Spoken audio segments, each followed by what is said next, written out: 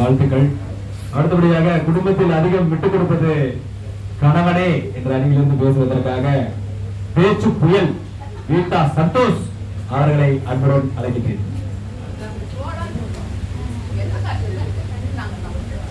எனது பேச்சையும் குரலையும் அழகாக்கி அலங்கரிக்கும் என் அன்னை தமிழை வணங்கி எனக்கு இந்த அரிய வாய்ப்பை நல்லதொரு அரிய வாய்ப்பை தந்த புதுப்புணல் குழுமத்தின் நிறுவனர் ஜோஸ்மணி மேரி அம்மாவைக்கும் நடுவராக வீட்டிற்கும் என் அன்புக்குரிய அண்ணன் அவர்களுக்கும் இங்கே கைபேசியை ஓரம் கட்டி இரு கரம் தட்டி கர ஓசை எழுப்பி ரசிக்க போகும் பார்வையாளருக்கும் யதார்த்தத்தை மட்டுமே பேச வந்திருக்கும் என் அணியினருக்கும் அண்ட புழுகு ஆகாச புழுகு அத்தனை புழுகு உலகத்தில் உள்ள எல்லா பொய்களையும் கூற வந்திருக்கும் அதுவும் அழகாக பேசி அமர்ந்திருக்கும் இன்னும் பேச போகும் எனது அருமை தங்கை மைதிலி அவர்களுடன் அமர்ந்திருக்கும் அனைவருக்கும் என் எதிரி அணியினருக்கு எனது வணக்கத்தை தெரிவித்துக் கொண்டு என் பாடத்துக்கு செல்கிறேன்.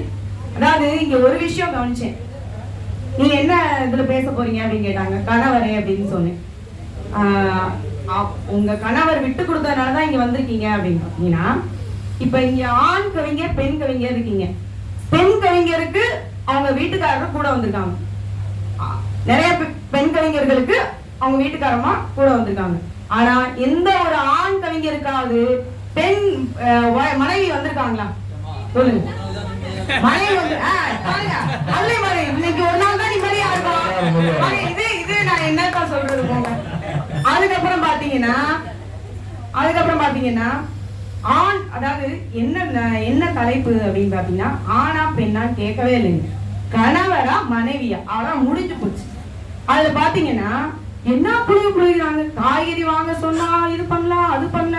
உடம்பா அப்படிதான் வெளியில அவங்க வீட்டுக்கார கல்யாணம் வீட்டுக்காரு அப்ப வந்து வெளியில போயிட்டு வர்றப்ப வெங்காயம் வாங்கிட்டு வாங்குங்க, கடையில இருந்து வெங்காயம் வாங்கிட்டு வாங்க. என்ன வெங்காயம் வேணும் அப்படின்னு தெரியாம கேட்டுட்டாருங்க.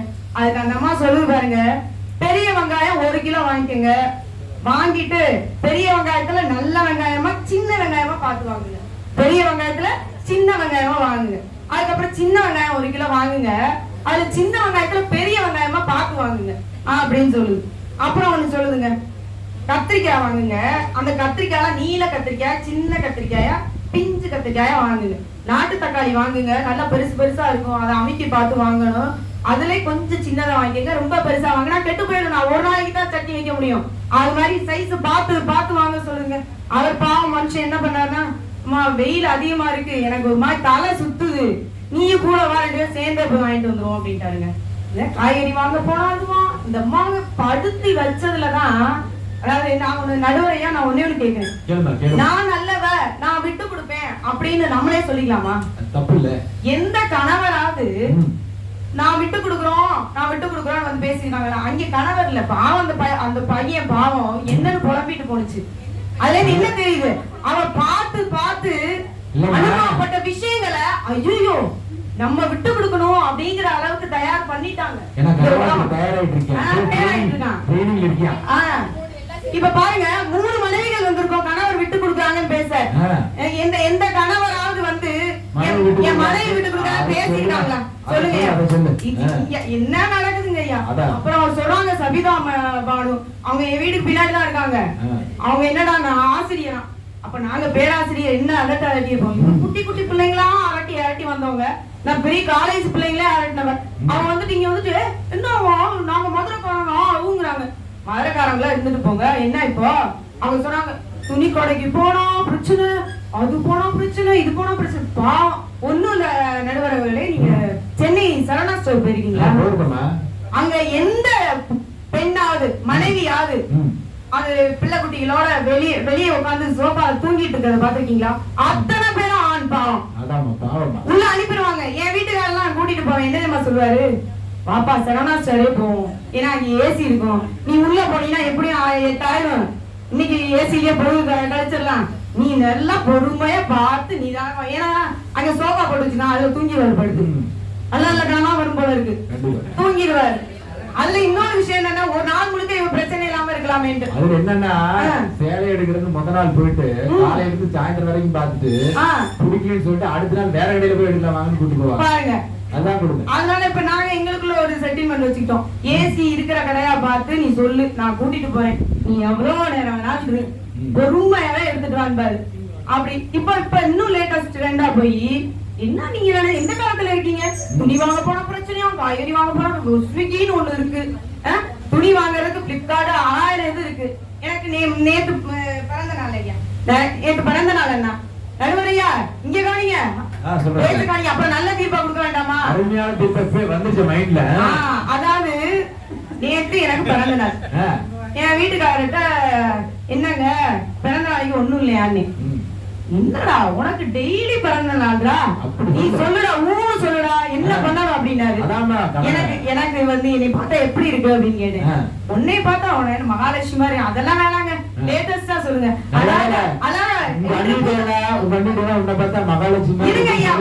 மகாலட்சுமி யாருக்கு சட்டை கொடுத்துருப்பாங்க பாருங்க. நீ இன்னைக்கு பூத்த மலர் மாதிரி இருக்கடா அப்படின்னாரு. அப்படியா? அப்ப வண்ணத்து பூச்சி எல்லாம் வேணுமேனு உடனே நெட்ல ஆர்டர் பண்றா, பட்டர்ஃபிளை சாரின்னு போட்டு ஆர்டர் பண்ணுனாரு. உடனே என்னங்க நீங்க ஒரு மலையை சுத்தி பட்டர்ஃபிளை சொல்லணும், இதை விட சாட்சி வேணுமா? இந்த மாதிரி கணவர் யாருக்கா கிடைக்குமா? இதெல்லாம் விட்டுருங்க. ஒரே ஒரு விஷயத்தை சொல்லி நிறைவு செய்கிறேன். அதாவது இந்த உலகத்துல கணவர் யார் எந்த கணவர் மனைவி விட்டு பிரிய நினைக்கவே மாட்டாங்க. இங்க நீதிமன்றத்துல இருந்து வந்திருக்காங்க. ஃபர்ஸ்ட் டைவர்ஸ் கேட்கறது பெண்ணாக இருக்கும், ஆனா இருக்க மாட்டாங்க. ஏன்னா அவங்க கடைசி வரைக்கும் தாய்க்கு பெண் தாரன்னு சொல்லி தாரத்தை நம்பி வந்திருப்பாங்க, சரியா? ஆனா அவங்க மனசாட்சி உறுத்து விப்பா, ஆமா ஐயோ பொய் வசதியை கண்டுபிடிச்சிட்டாங்களே அப்படின்னு பாருங்க, அவங்களுக்குள்ள உறுத்துக்கு மனசாட்சி. இன்னொரு விஷயம் என்னன்னா, ஒரு ஆண் என்பவன் எதுக்காகவும் எதை வேணாலும் விட்டு கொடுப்பான், ஆனால் மனைவிக்காக எல்லாத்தையும் விட்டு கொடுப்பான். தன்னுடைய பேரு புகழ் அந்தஸ்து உறவுகள் அத்தனையும் விட்டு கொடுப்பான், ஆனால் யாருக்காகவும் மனைவி விட்டு கொடுக்க மாட்டாருன்னு சொல்லி நிறைவு செய்ய. நன்றி, வணக்கம். மிக சிறப்பான ஒரு வாதத்தை தந்து கொண்டிருக்கக்கூடிய வீட்டா சந்தோஷ் அவர்களுக்கு மனமார்ந்த வாழ்த்துக்கள். நேரம் அதிகமாக சென்று கொண்டிருப்பதால் விரைவாக அடுத்த பேச்சாளர் குடும்பத்தில் அதிகம் விட்டுக் கொடுப்பது மனைவியே என்ற அணியிலிருந்து மைதிலி ரவிச்சந்திரன் அவர்களை அன்புடன் அழைக்கின்றேன். என் அன்னை தமிழே, செந்தமிழே, உயிரே, நறுந்தேனே, என் செயலினை மூச்சினை உனக்கு அளித்தேனே. என்னை இம்மண்ணிற்கு ஈன்ற என் தாய் தந்தையருக்கும் தமிழுக்கு தந்த தமிழன்னைக்கும் என் முதற்கண் வணக்கத்தை காணிக்கையாக்கி உரையை தொடங்குகின்றேன். புதுப்புணல் புதுமை செய் என்ற நோக்குடன் புதுப்புணல் அழகான குடும்பத்தை வடிவமைத்து வழிநடத்தி சென்று கொண்டிருக்கும் அழகு தேவதை, அன்பில் அன்னை தெரசாவாய் பாதுகாப்பதில் மேரி மாதாவாய் திகழும் நம் புதுப்புணல் கவிதை குழுமத்தின் தலைவர் ஜோஸ்பின் மேரி அம்மா அவர்களுக்கு என் முதற்கண் வணக்கத்தை காணிக்கையாக்குகின்றேன். வந்துட்டு நடுவர் அவர்களே, உங்களை பத்தி சொல்லினா அப்புறம் எப்படி நடுவர் அவர்களே? ஏதோ சொல்றாங்க கவிதை எழுத கதை விட்டுன. ஆமாங்க, சொன்னது ஊரா போய் யாராவது ஆண்கள் கை தட்டினாங்களா? அதை கவனிச்சீங்களா நடுவர் அவர்களே? எத்தனை பேர் இருக்கீங்க? ஒருத்தர் 2 பேர் கணிப்பெல்லாம் நாங்க எடுத்துக்க மாட்டோமுங்க, பாத்துக்கங்க. அதாவது என்னன்னா, என்ன பேசுறதுன்னே தெரியல முதல்ல. ஏன் நடுவர் அவர்களே, நீங்க சொல்லுங்க, அன்னை பத்தி எத்தனை அருமையா சொன்னீங்க. என்ன கொண்டாட்டி விட்டு கொடுத்ததுனாலதான் நான் இங்க நீ உட்கார்ந்துட்டு இருக்கேங்க சொன்னீங்கல்ல. பக்கத்துல உங்க அண்ணி இருந்தாங்கம்மா, அதனாலதான். அதாவது இப்படி எல்லாம் சொல்லக்கூடாதுங்க நடுவர் அவர்களே. நான் காலையில தான் அண்ணி கிட்ட பேசினேன். அப்புறம் தம்பி சம்சாரம் நல்லா இருக்கிறாங்களா? ஓ, நீ கல்யாணம் பண்ணாம தான் இந்த போடு வாட்டியாப்பா? கல்யாணம் ஆகிறதுக்காக தெரியும் மனைவியோட அருமை.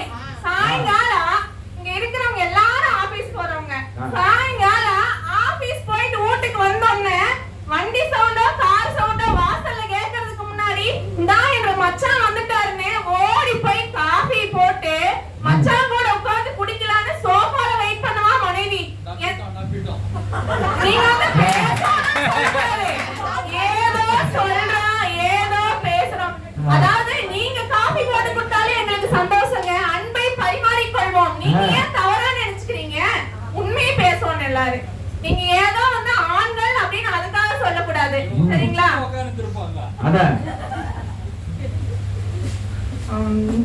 இதெல்லாம் கடவு மாதிரியே இருக்குமா நீ சொல்றதுல நடந்தா நல்லா இருக்கும். ஏனுங்க நடுவர் அவர்களே, உங்களை பத்தி பெருமையா சொல்லின்னு எப்படிங்க? சொல்லுங்க, சொல்லித்தான் சொல்லுங்க. ஆகணுமுங்க.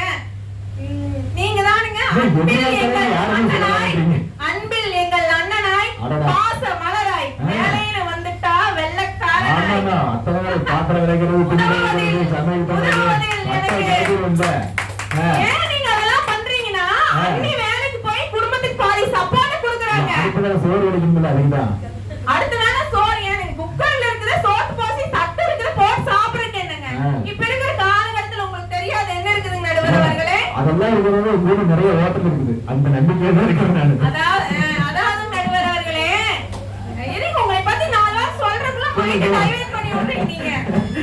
சொல்லு, சொல்லு. வேலையில வந்துட்டா வெள்ளக்காரனாய், உதவுவதில் எனக்கு உந்து சக்தியாய், பேச்சில் அனைவரையும் அடிமையாக்கும் பேரும் புகழும் கொண்ட சீர்த்தியாய், Very good, very good. எங்கள் என் அன்பு அண்ணனாய் இங்கு நடுவராய் வீற்றிருக்கும் இரா சீர்த்தி மதிவாணன் அண்ணன் அவர்களுக்கு என் மனமார்ந்த வணக்கங்கள். நீ சொல்லிட்டு ஆக மாட்டீங்க. நடுவர் அவர்களே, இப்படி மூச்சு புடிச்சிட்டு பேசுறேன். ஏன்னா எங்க அண்ணி விட்டு கொடுத்ததுனால நீங்க இங்க வந்து உட்கார்ந்துருக்கீங்க. எங்க அண்ணனை, என் அண்ணனை பெருமையா பேசுறேன்னா என் அண்ணி விட்டு கொடுத்ததுனாலதான் நீங்க இங்க வந்து உட்கார்ந்துருக்கீங்க. 3 மாசத்துக்கு முன்னாலேயே பெர்மிஷன் ஆகி 3 வாரத்துக்கு முன்னாலேயே நினைவு கொடுத்து படாத பாடுபட்டு கெஞ்சி கிளறி மனைவி அமைவதெல்லாம் இறைவன் கொடுத்த வரம். உங்களுக்கு எங்க அண்ணி அமைஞ்சது 7 ஜென்மத்துல நீங்க பண்ணின புண்ணியம். போன ஜென்மத்துல பண்ணின பாவம்னா 7 ஜென்மத்துக்கும் நீங்க செய்த புண்ணியம். அடுத்த பிறவியே கிடையா விளக்கலாம். நடுவர் அவர்களே, கொஞ்சம் யோசிச்சு பேசுங்க. ஏதோ பேசணும்னோட பேசிடாதீங்க, அப்புறம் பின்னாடி வருத்தப்படுவீங்கன்னு சொல்லி போட்டேன். அது என்ன கரெக்ட் தான். ஏனுங்க, உங்களுக்கு தெரியாத ஏதாவது இருக்குதா? ஏன்னா மனைவி இல்லாத ஒரு நாள் கூட சுதந்திரமா பேசப்படாதா? அங்கதான் பேச முடியல. ஏனுங்க நடுவர் அவர்களே, சாயங்காலம் 6 மணிக்கு மேல அண்ணி நீங்க உட்கார்ந்து எத்தனை சுதந்திரமா பேசுறீங்க? நான் இதெல்லாம் கேட்கணுங்களா? இதெல்லாம் சொன்னனா? ஆமா, நியாயப்படி பார்த்தா இந்த சுதந்திர போராட்ட தியாகிக்கான பென்ஷன்ல எனக்கு தான் கொடுக்கணும். நானும் பல நூற்றாண்டா வந்து சுதந்திரத்துக்கு போராடுற மாதிரி கல்யாணம் ஏதோ பேசுறீங்க. எங்க அண்ணி உங்களை சுதந்திரமா உங்க மேல இருக்கிற நம்பிக்கையில விட்டு கொடுத்ததுனாலதான் நடுவரா உட்கார்ந்து பேசுறீங்க. நான் மிகச்சிறந்த சட்டமன்ற பேச்சாளரானவே நம்பினாங்க. ஏன்னா குடும்பத்துல வன்னியோட டெய்லி வாதாடி வாதாடியே நான் பெரிய வாதாடி பட்டிமன்ற வாதாடி விட்டு கொடுத்து உங்களை மிகச்சிறந்த பேச்சாளராக்கி இத்தனை ஆசன்கள் முன்னாலும் ஆன்றோர் சான்றோர் முன்னாலும் அமர வைத்திருக்கிறார் என் அண்ணி. அதை சொல்லுமா? சரிதானே நான் சொல்வது? அதாவது இந்த தாஜ்மஹாலை எடுத்துக்காட்டுன்னு சொன்னீங்க. 8வது கொண்டாட்டிக்கு ஷாஜகான் தாஜ்மஹால் கட்டினாருன்னு. அங்க விட்டு கொடுத்ததாரு 7 கொண்டாட்டி. 7 கொண்டாட்டி வந்து உங்களுக்கு சமமா என் புருஷனோட சந்தோஷம். எனக்கு அதெல்லாம் கவலை இல்லம்மா. அந்த ஆளு 8 பொண்டாட்டி இருக்காரு, மொத்த பொண்டாட்டி தாண்ட முடியல. உங்க கவலையை நான் புரிஞ்சுட்டேன். உங்க கவலைய நான் புரிஞ்சுட்டேன். சரிங்களா நடுவரே? ஏதோ பேசணும்னு பேசி எங்களெல்லாம் என்டோ பண்ணி விட்டு என்னை எல்லாம் இப்படி பேச வச்சிருக்கிற எதிரணியாளர்களுக்கு மிக்க நன்றிங்க. அக்கா சுபாசினி அக்கா, என்ன பாட்டெல்லாம் பாடுனீங்களே? நீங்க பாடின பாட்டு இன்னொரு பாட்டு இருக்கு தெரியுமா? என் புருஷன் தான் எனக்கு மட்டும்தான். ஏனுங்க, இந்த பாட்டுல உங்களுக்கு தெரியாதுங்களா? அப்புறம் ராஜ்கிரண் பாடி இருப்பாரு ஒரு பாட்டு. ஊருக்கு அவ ராணி போல, எனக்கு அவ அம்மா போல. பாட்டு தெரியுமா உங்களுக்கு? சொல்ல போனா என்ன போல பாக்கியமா யாரும் இல்ல. அண்ணன் அவர்களே, நீங்கள் பாக்கியவான். ஆமாமா. சரியா? விட்டு கொடுக்கும் மனைவியை பெற்றதால், சபையாரை நீங்களே சொல்லுங்க, விட்டு கொடுக்கும் மனைவியை பெற்றதால் நீங்கள் பாக்கியவான். ஆமா. விட்டு கொடுக்கிறேன்னு பேசுறீங்களே, எத்தனை கணவன்மார்கள் மனைவியை விட்டு நடுரோட்டில் விட்டு சென்றிருக்கிறாள். மனைவி தன்னம்பிக்கையால் ஜெயித்து வந்திருக்கிறாள். அதையெல்லாம் சொல்லுவீங்களா? ஆனா நீ பேசின வார்த்தையா புழுகுறாங்க. ஏன் தம்பி, இத்தனை கணவன்மார்கள் மனைவிமார்களின் அன்பை புரிந்து அமைதி காத்து மனைவிமார்களுக்கு கைதட்டும் பொழுது கல்யாணமே ஆகாம உனக்கு எப்ப இந்த சிந்தனை வந்துச்சு? அப்பா அம்மா பார்த்து அங்கேயும் உங்க அம்மா விட்டு கொடுத்ததுனாலதான் உங்க அப்பானால ஜெயிக்க முடிஞ்சிச்சு. ஏதோ பேசுறோம், ஏதோ வந்தோம். சரியா? ஆகவே நடுவர் அவர்களே, நாம வந்து விட்டு கொடுக்கிறது, மனைவியின் விட்டு கொடுத்தலை எங்க பாத்துக்கிறோம்னா, இப்பெல்லாம் டெலிவரி வார்டுல தெரியுமா? மனைவியானவள் உனக்கு விட்டு கொடுத்து உன் வாழ்க்கை சந்ததியை வயிற்றில் சுமந்து படும் பாட்டை உனக்காக எவ்வளவு விட்டு கொடுத்து உன் வாழ்க்கை சந்ததியை சுமந்து உன் பொற்கரங்களில் கொடுக்கிறாள் என்பதை பார் என்பதற்காகவே இப்பொழுதெல்லாம் மருத்துவமனைகளில் பிரசவ வார்டுல கணவன் அனுமதிக்கிறாங்க என்ற மச்சானா. அப்படித்தான் 2 நாள் என்ற சின்ன பையன் மறுக்கிறதுக்கு வந்து உட்கார்ந்து பார்த்து மனுஷன் அழுதுட்டாரு.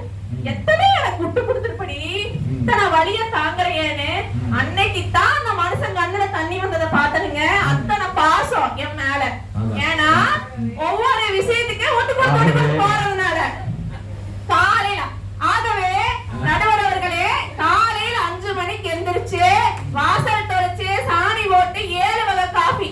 ஒரு வகை இல்ல, மாமியாருக்கு சுக்கு காபி, மாமனாருக்கு இஞ்சி டீ, குழந்தைகளுக்கு சத்து மாவு. என் வீட்டுக்காரு பாடி பில்டர் லெமன் டீ தான் குடிப்பாரு. அது சுகர் கம்மியா.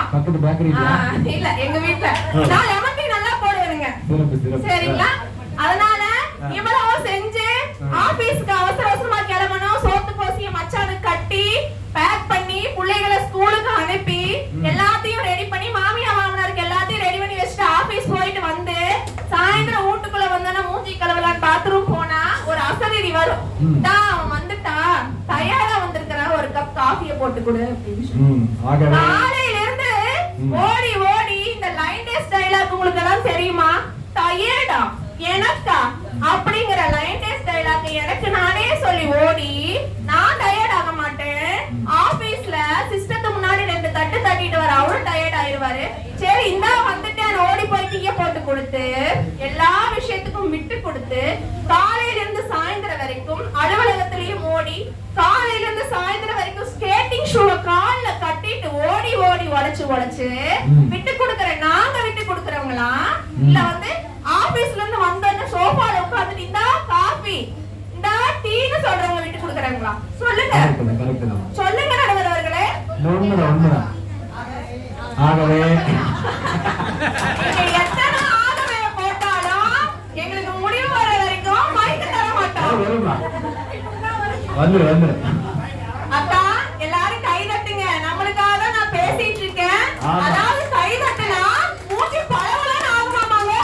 ஏன்னா நம்ம கை தட்டி சிரிக்கும் பொழுது நம்ம உடம்புல இருக்கிற அணுக்கள் எல்லாம் புத்துணர்வு பெறும். அதனால எல்லாம் கை தட்டுங்க. மனைவிமார்களே விட்டு கொடுக்கிறோம், மனைவிமார்களே விட்டு கொடுக்கிறோம். மனைவிமார்கள் விட்டு கொடுப்பதால் மட்டுமே கணவன்மார்களால் வெள்ளை சட்டை அணிந்து வெளியில் சந்தோஷமாக உலா வர முடிகிறது. நன்றி. மனைவிமார்களே விட்டு கொடுக்கிறோம் என்று நடுவர் அவர்களுக்கு எடுத்துரைத்து விட்டு இடம் சார்கின்றேன். நன்றி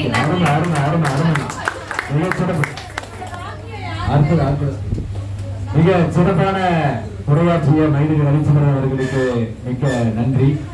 ரொம்ப அழகா சொன்னாங்க. அவங்க சொல்லும் போதை வச்சு பாத்தீங்கன்னா அரிசியை உடைச்சா இட்லி, தேங்காயை உடைச்சா சட்னி, முட்டை உடைஞ்சா ஆம்லெட், மனைவி மனசு உடைஞ்சா கணவன் அவுட் அப்படிங்கறது அழகா சொல்லியிருக்காங்க.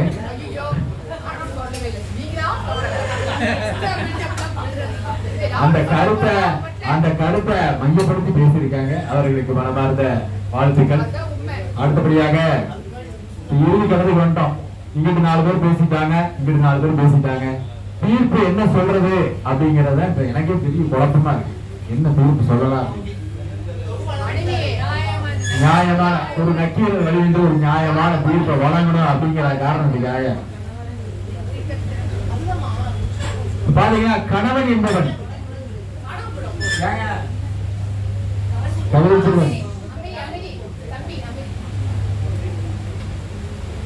கணவன் என்பவன் தனக்கான தேவைகளை குறைத்துக் கொண்டு இல்லைன்னு பாத்தீங்கன்னா தனக்கான தேவைகளை விட்டுவிட்டு குடும்பத்தில் இருக்கக்கூடிய பிள்ளைகளுக்காகவும் குடும்பத்திற்காகவும் தன் வாழ்க்கையை தியாகம் செய்பவன் தான் கணவன். வாழ்க்கையில் எத்தனையோ விதமான உதாரணங்களை கண்கூட பார்க்கலாம். நான் ஜவுளிகளை வச்சிருக்கேங்க. போன பொங்கலுக்கு வந்து ஒரு குடும்பத்தில் ஒரு கூலி தொழிலாளியின் குடும்பத்தில் இருந்து வந்து துணி எடுக்க வந்திருந்தாங்க. வரும்போது பாத்தீங்கன்னா அந்த அம்மா அவங்க குடும்பத்தில் இருக்கக்கூடிய அத்தனை பேருக்கும் துணி எடுத்துட்டு வந்து பில் போட வச்சாங்க. அத்தனை பேருக்கு பில் போட்டாச்சு.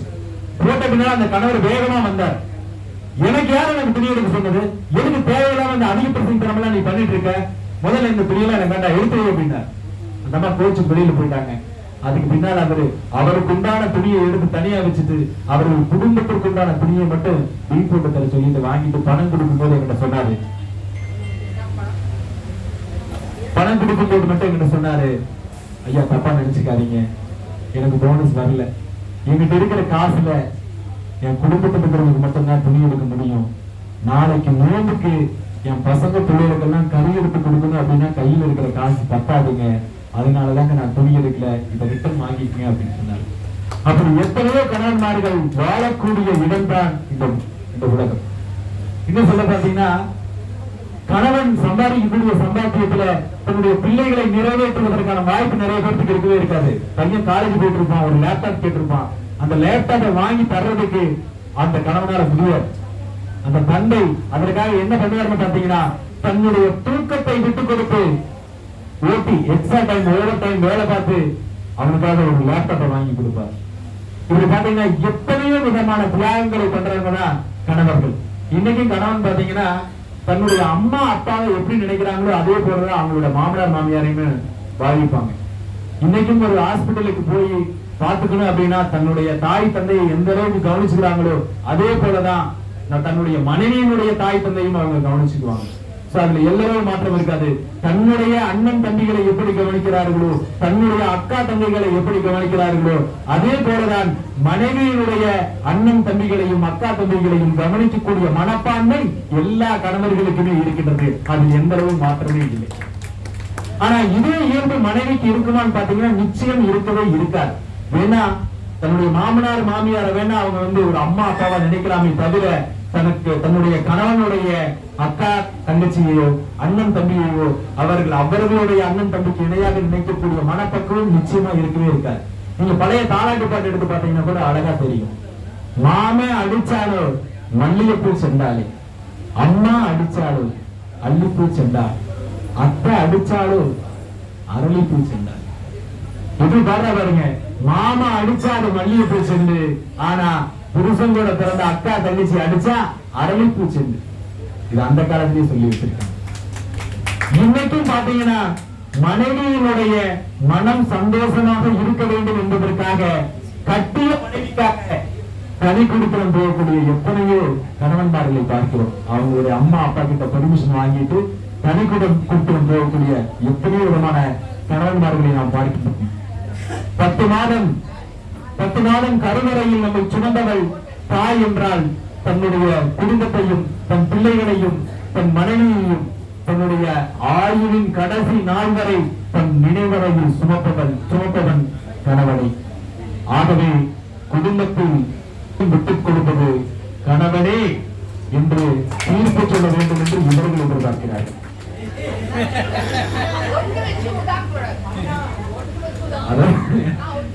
ஆகவே இவர்கள் அது மாதிரி எதிர்பார்க்கிறாங்க.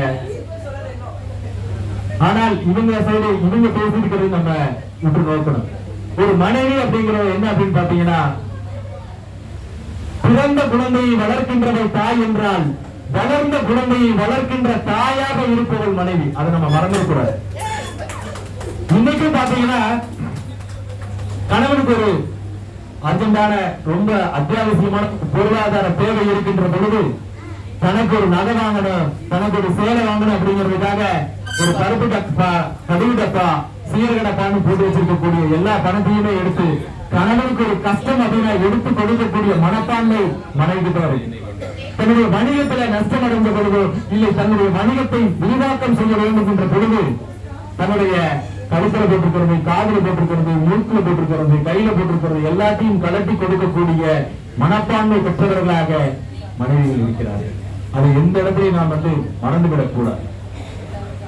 ஒரு மனிதன் அவனுடைய வாழ்நாளில் அனுபவிக்கக்கூடிய வழிகளிலேயே உச்சபட்ச வழியினுடைய அளவு 45 பெல் என்பார்.